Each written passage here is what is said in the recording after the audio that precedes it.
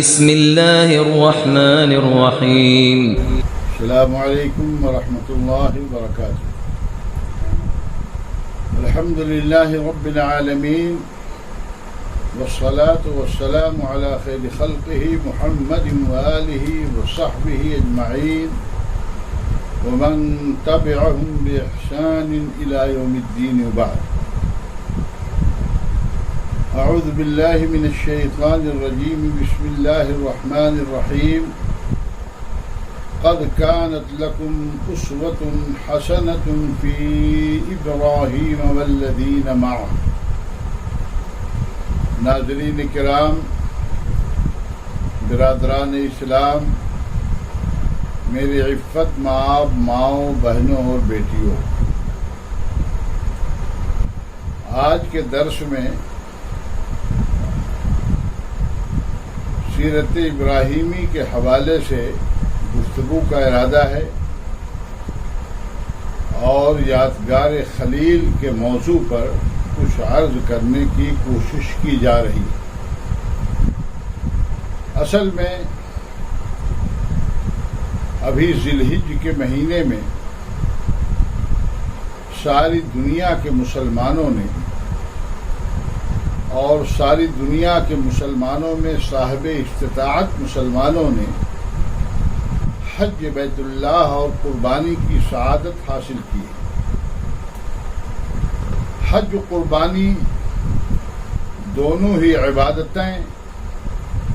دراصل اس خانوادہ ابراہیمی کی یادگار ہیں جس نے محض اللہ کی رضا اور خوشنودی کے لیے اپنا تن من دھن سب کچھ اللہ کی راہ میں قربان کر کے خود سپردگی اور استسلام و انقیاد کی ایک بے نظیر مثال قائم کی۔ یہی سبب ہے کہ اللہ تعالی نے اس خانوادے کی بعض قربانیوں کو قیامت تک کے لیے یادگار بنا دیا کہ ہر سال حج و عمرہ کرنے والے مسلمانوں کے سامنے اس موحد خانوادے کی قربانیوں کا نقشہ آتا رہے اور حضرت ابراہیم، حضرت ہاجرہ اور حضرت اسماعیل علیہم السلام کی سیرت و کردار کے تابندہ نقوش ان کے لیے اسوہ حسنہ بن سکے۔ یوں تو تمام انبیاء کرام علیہم السلام محترم، مکرم، برگزیدہ و ستودہ اور ہم سب کے لیے اسوہ و نمونہ ہیں، تاہم قرآن کریم میں اللہ تعالی نے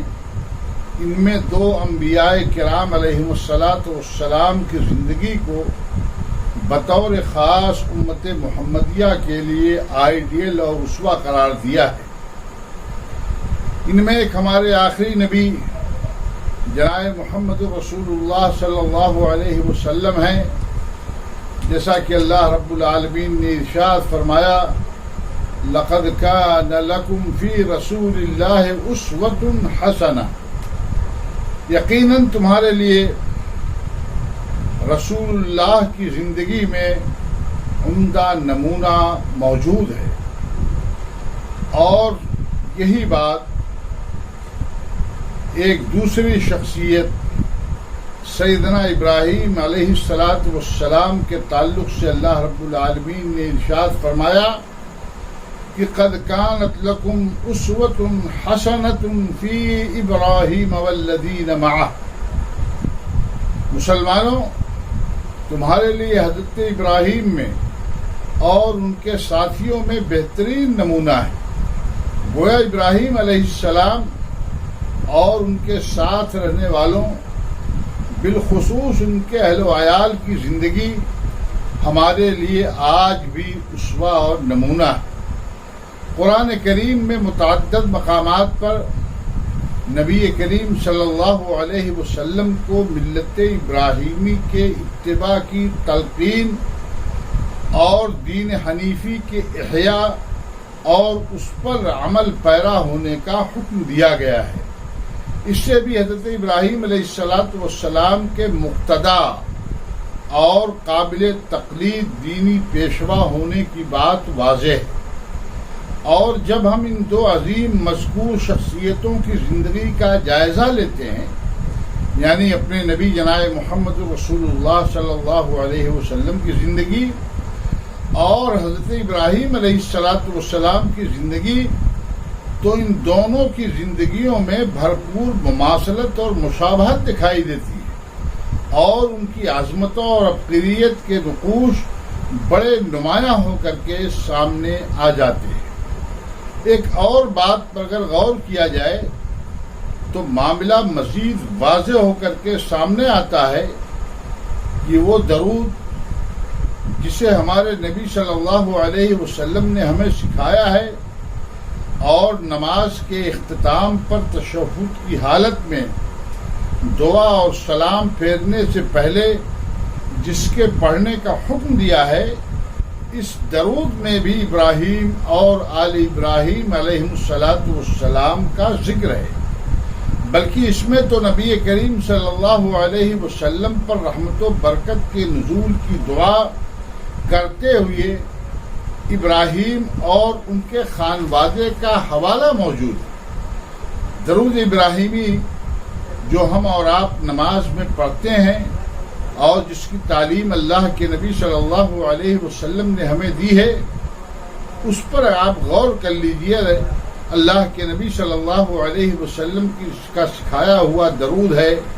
اللہم صلی علی محمد وعلی آل محمد کما صلیت علی ابراہیم وعلی آل ابراہیم انک حمید مجید، اللہم بارک علی محمد وعلی آل محمد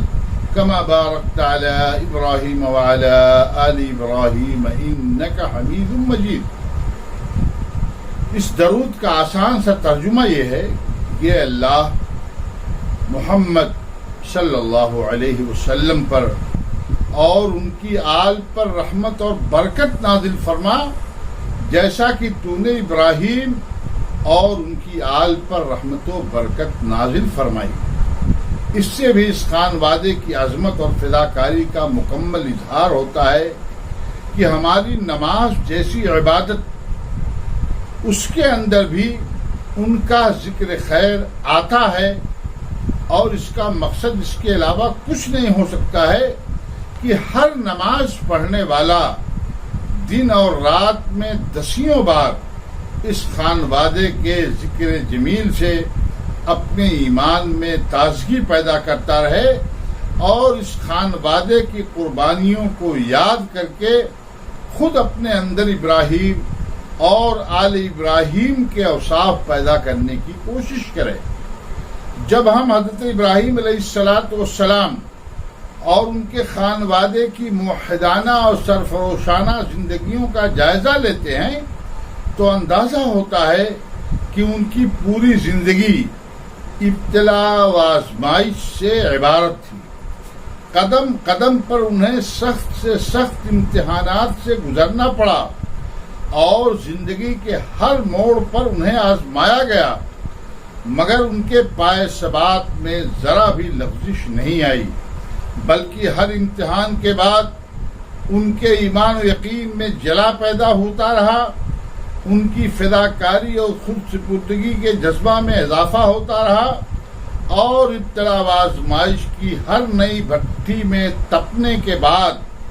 وہ کندن بن کر کے مزید نکھرنے لگے۔ اور جب یہ چمک مکمل ہو گئی تو اللہ تعالی نے حضرت ابراہیم علیہ السلام کو امام الناس کے منصب سے سرفراز کرتے ہوئے امامت عظمیٰ کا منفرد تاج ان کے سر پر رکھ دیا، جیسا کہ اللہ رب العالمین کا ارشاد ہے، وَإِذِ ابْتَلَىٰ إِبْرَاهِيمَ رَبُّهُ بِكَلِمَاتٍ فَأَتَمَّهُنَّ قَالَ إِنِّي جَاعِلُكَ لِلنَّاسِ إِمَامًا۔ اور جب ابراہیم کو ان کے رب نے کئی باتوں سے آزمایا اور انہوں نے ان سب کو پورا کر دیا تو اللہ تعالیٰ نے فرمایا کہ میں تمہیں لوگوں کا امام بنا رہا ہوں۔ علماء اور مفسرین کی صراحت کے مطابق آیت کریمہ میں مذکور لفظ کلمات سے مراد حضرت ابراہیم علیہ السلام کی بت پرست ماحول سے جنگ، باپ سمیت اہل خاندان اور پورے شہر کی دشمنی، نار نمرود میں ان کا پھینکا جانا اور اس میں سرخروئی و کامیابی، ہجرت اور گھر بار وطن اور خیش و اقارب سے دوری اور ان سب سے بیزاری کا اظہار، حضرت ہاجرہ اور اسماعیل علیہم السلام کو اللہ کے حکم سے وادی غیر ذی زرع میں تنہا چھوڑ دینا اور اکلوتے اور چہیتے فرزند حضرت اسماعیل علیہ السلام کی قربانی جیسے ان کی زندگی کے اہم واقعات ہیں۔ نیز جملہ احکام شریعت اور مناسک حج کی پابندی وغیرہ بھی کلمات کے وسیع مفہوم میں شامل ہیں۔ امام الناس ہونے کا ہی نتیجہ ہے کہ مسلمان ہی نہیں، یہودی، عیسائی، حتیٰ کہ مشرکین عرب تک ان کو احترام اور قدر کی نگاہ سے دیکھتے رہے اور سبھی انہیں اپنا دینی اور روحانی پیشوا تسلیم کرتے ہوئے ان کے دین حنیفی پر عمل پیرا کرنے کے دعوے دار رہے۔ قرآن کریم میں یہاں تک اعلان کر دیا گیا کہ دین ابراہیمی سے اعراض بیوقوفوں کا شیوا ہے، کسی عقل مند سے اس کا تصور نہیں کیا جا سکتا ہے کہ وہ ابراہیم علیہ السلام سے بے نیاز ہو سکے اور ان کے دین ابراہیمی اور دین حنیفی اور ملت ابراہیمی سے وہ بیزاری کا اظہار کر سکے، اس سے اعراض کر سکے۔ اللہ رب العالمین نے فرمایا وَمَنْ يَرْغَبْ عَنْ مِلَّةِ إِبْرَاهِيمَ إِلَّا مَنْ سَفِهَ نَفْسَهُ وَلَقَدِ اسْتَفَيْنَاهُ فِي الدُّنْيَا وَإِنَّهُ فِي الْآخِرَةِ لَمِنَ الصَّالِحِينَ۔ حضرت ابراہیم علیہ السلام کو جب اللہ تعالیٰ نے امام الناس کے منصب پر فائز فرما دیا تو انہوں نے اس اعزاز کو آئندہ اپنی اولاد میں باقی رکھنے کی خواہش اور تمنا ظاہر فرمائی۔ اللہ رب العالمین نے ذکر فرمایا قال ومن ذریتی، ابراہیم علیہ السلام نے عرض کیا کہ اللہ تو نے مجھے تو امام الناس بنا دیا ہے، کیا یہ منصب میری اولاد کے اندر بھی باقی رہ سکتا ہے؟ اللہ رب العالمین نے فرمایا قال لا ینال عہد الظالمین، اللہ رب العالمین نے فرمایا کہ میرا وعدہ ظالموں سے نہیں ہے، مشرکوں سے نہیں ہے، تمہارے نقش قدم پر تمہاری اولاد میں جو لوگ چلیں گے، موحد رہیں گے، ان کے ساتھ بھی یہ خیر کا معاملہ کیا جائے گا، ان کو بھی امامت عطا کی جائے گی، ان کو بھی نبوت سے سرفراز کیا جائے گا۔ اولاً اللہ تعالیٰ نے حضرت ابراہیم علیہ السلام کو یہ باور کرایا کہ یہ اعزاز کسی کو آپ کا بیٹا، پوتا اور آپ کے خاندان کا ہونے کے سبب نہیں ملے گا، یہ محض ان اوصاف حمیدہ کے ذریعے مل سکتا ہے جن اوصاف حمیدہ سے آپ متصف ہیں۔ اس لیے آپ کی اولاد میں جو ظالم ہوں گے، مشرک ہوں گے، دین سے بیزار ہوں گے، وہ اس اعزاز سے محروم رہیں گے۔ پھر اللہ تعالیٰ نے اس خانوادے پر اپنا خاص فضل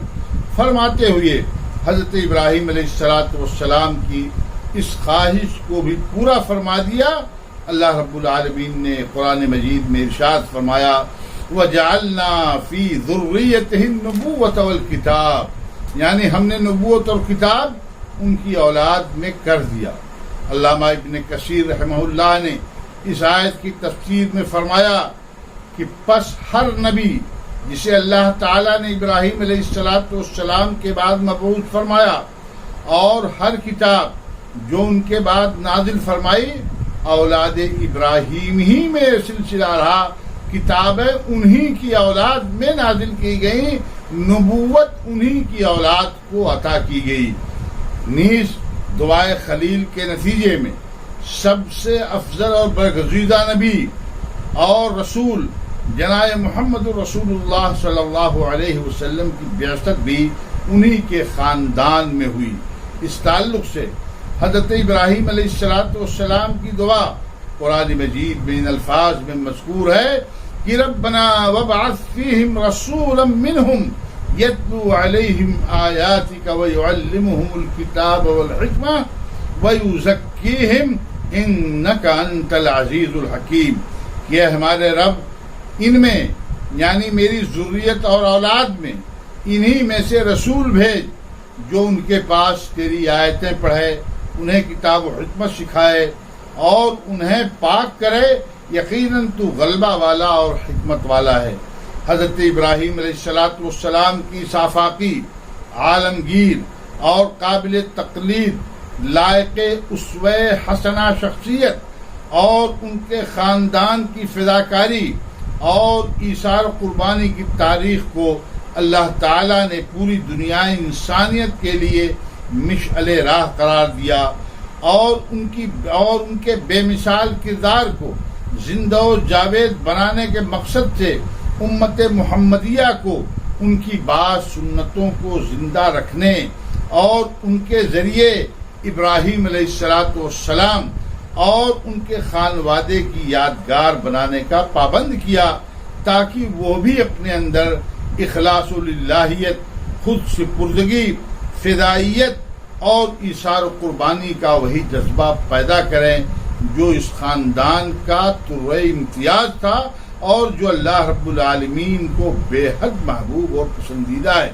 پہلے بات ذکر کی جا چکی ہے کہ اہل اسلام کو یہ اپنی اہم عبادت نماز کے اندر درود ابراہیم کے ورد کا حکم دے کر اللہ نے مسلمانوں کو یہ تعلیم دی ہے کہ ابراہیم اور آل ابراہیم کے ذکر جمیل سے روزانہ متعدد بار اپنے ایمان و اذعان کو جلا بخشیں اور استقامت و خلوص کے پیکر ان نفوس قدسیہ کے ذریعے کٹھن سے کٹھن حالات کے اندر راہ حق میں صبر و استقامت، جرأت و شجاعت، بے باکی و بے خوفی اور خود سپردگی و فداکاری کا سبق حاصل کریں۔ قرآن کریم نے حضرت ابراہیم علیہ السلام کی خود سپردگی اور استسلام و انقیاد کا ذکر ایک مقام پر ان الفاظ میں فرمایا ہے، اذ قال له ربه اسلم قال اسلمت لرب العالمین۔ جب کبھی بھی ابراہیم کو ان کے رب نے کہا فرما بردار ہو جاؤ، جھک جاؤ، ہمارے تابع فرمان بن جاؤ، انہوں نے فوراً کہا اسلمت لرب العالمین، میں نے رب العالمین کی فرما برداری کی۔ گویا کہ یہ جو ابھی حج اور قربانی ساری دنیا کے مسلمانوں نے کی ہے، یہ ابراہیم علیہ السلام کی یادگار ہے۔ ضرورت ہے کہ ہم ایسے مواقع پر ابراہیم علیہ السلام کی سیرت کو اپنے سامنے رکھ کر کے اس سے روشنی حاصل کرنے کی کوشش کریں اور موجودہ حالات میں ہم ان سے زیادہ سے زیادہ سبق حاصل کرنے کی کوشش کریں۔ اللہ رب العالمین ہم سب کو اس کی توفیق عطا فرمائے۔ آئندہ دروس میں اس حوالے سے انشاءاللہ کچھ باتیں مزید کہی جائیں گی۔ اللہ رب العالمین ہم سب کو ابراہیم علیہ السلام کو اپنا اسوہ، اپنا آئیڈیل، اپنا نمونہ بنانے کی توفیق عطا فرمائے اور ان کی سیرت کے مطابق ہم سب کو بھی زندگی گزارنے کی توفیق بخشے۔ آمین۔ وآخر دعوانا الحمدللہ رب العالمین۔ والسلام علیکم ورحمۃ اللہ وبرکاتہ۔